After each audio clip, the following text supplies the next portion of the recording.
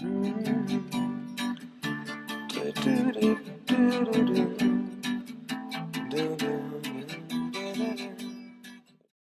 teie arvates saab normaalseks pidada, et üks kasumit taotlev ettevõte valdab tervet majandusharu, millest omakorda sõltuvad terved teised majandusharud ja paljude piirkondade sotsiaalne areng?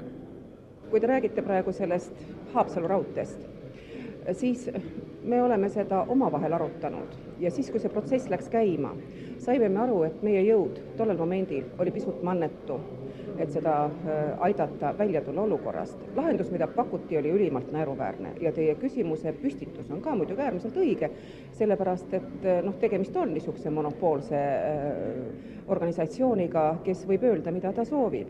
Nüüd, kui me tuleme selle Haapsalu raudtee juurde, siis ma arvan, et hea Eesti rahvas mäletab, et see tegelikult oli teine raudteeharu, mida üldse Eestisse tehti pärast seda Peterburg-Tallinna raudteed ja me leiame, et seda tuleb igal juhul säilitada, isegi siis, kui ta kasumit ei anna. Ja selles suhtes teie küsimus on veel kord õige, et kui kuskilt mujalt tuleb kasum, siis tuleb seda panna sinna, kus kasumit ei ole, selleks, et säilitada midagi niisugust, mis on selle rahva ja maa jaoks oluline.